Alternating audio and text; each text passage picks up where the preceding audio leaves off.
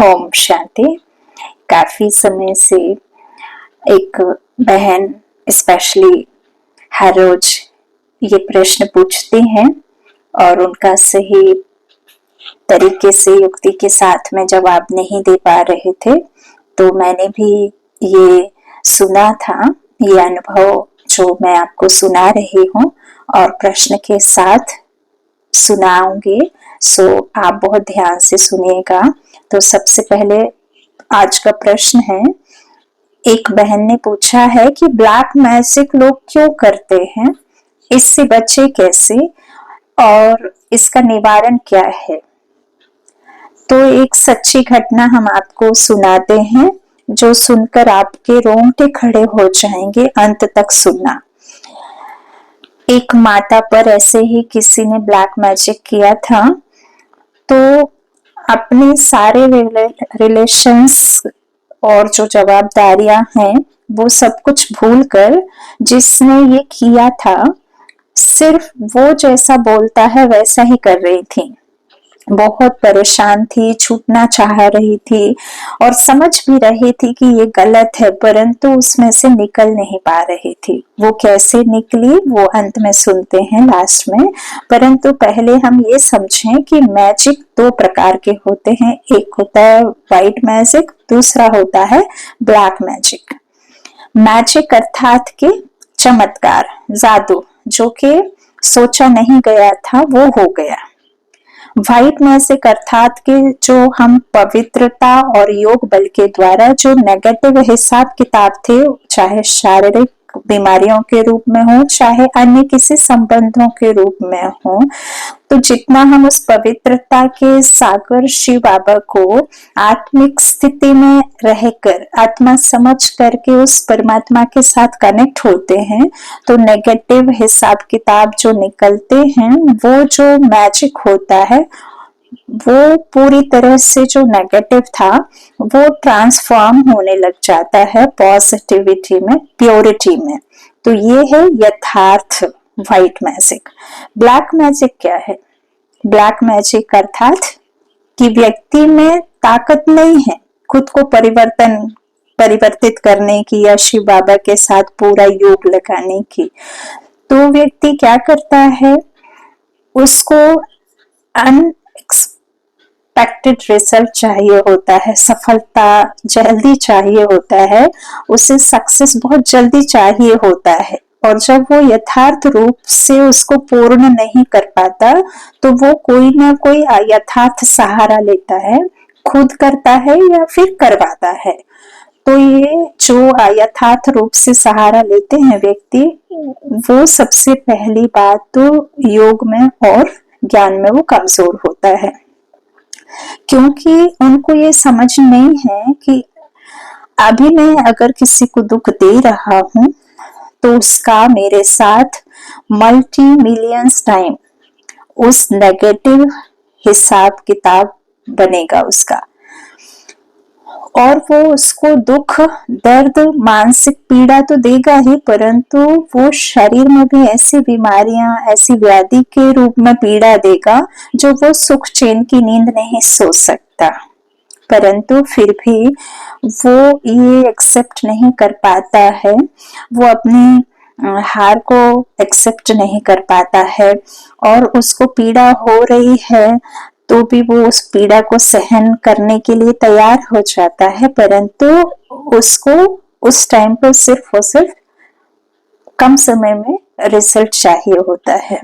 अर्थात कि जो अंधा हो चुका है, समझ नहीं रहा है, कर्म की गुहा गति को देख नहीं रहा है और जबरदस्ती कोई चीज को ढालना चाहता है, कोई व्यक्ति को परवश या स्वयं के वश करना चाहता है, तो ये जो अलग गलत तरीके से किया जाता है उसे कहेंगे हम ब्लैक मैजिक और अयथार्थ रूप में किया गया। तो क्यों करते हैं ये तो हमने समझा। करने की भी सतयुग, देखिए सतयुग और त्रेता युग तो पवित्रता का युग था, वहां ऐसी मैली विद्याएं नहीं होती थी। द्वापर युग के बाद में जब हिसाब किताब बढ़ने लगे और लोगों को सत्ता, सक्सेस और हम जो बोल रहे हैं वो सही है, और जो लोगों ने हमारा सुनना चाहिए, जो हम चाहते हैं, जो हमें चाहिए वो मिलना चाहिए, चाहे वो रिश्तों के रूप में, चाहे शोहरत के रूप में, चाहे पद के रूप में, तो ये जो गलत तरीके से ऐंठने के जो तरीके हैं, जो इस्तेमाल किए हैं, वो ब्लैक मैजिक कहलाने लग गया। अभी इससे बचे कैसे? तो बचने का एक सरल उपाय है कि हम अपनी पवित्रता के ऑरा को बढ़ाते चले जाएं रोज रोज योग में।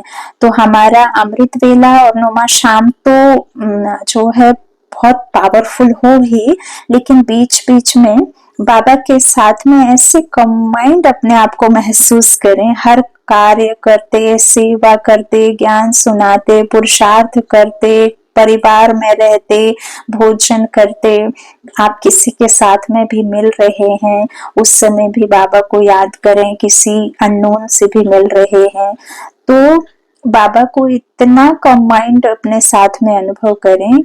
क्यों? क्योंकि जहाँ बाप है वहां पाप नहीं होगा।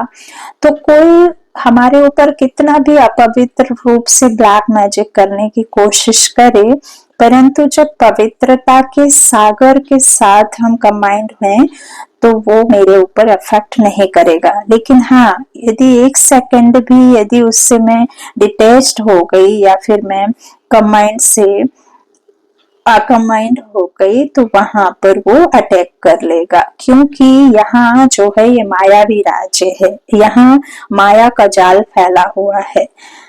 तो इसलिए जितना हो सके बाबा की याद में सोएं, बाबा की याद में उठें, बाबा की याद में ही रहें, तो सब संबंध बाप के साथ में जोड़ कर रखें। तो जितना बाप में लवलीन रहेंगे ना, तो फिर कोई कितना भी पावर लगाए, वो उसको ही नेगेटिव एनर्जी रिफ्लेक्ट होगी, हमें एक्सेप्ट नहीं करेगी। अच्छा, अभी इससे बचे कैसे? ये तो देखा, परंतु बचाएं कैसे?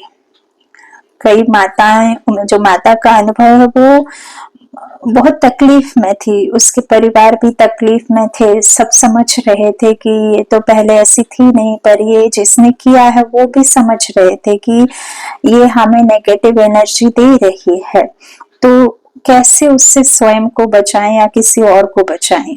तो सबसे पहली बात, जितना बाप की याद में उस आत्मा को, क्योंकि जो परवश हो जाता है ना, तो वो योग करने की अवस्था में नहीं होता है, उसे पता ही नहीं होता है, उसमें ताकत भी नहीं रहती है, बैठेगा भी याद करने के लिए, परंतु वही बातें खींचेंगी जैसा कि वो सामने वाला खींच रहा है, तो वो उस अवस्था में नहीं रहेगा।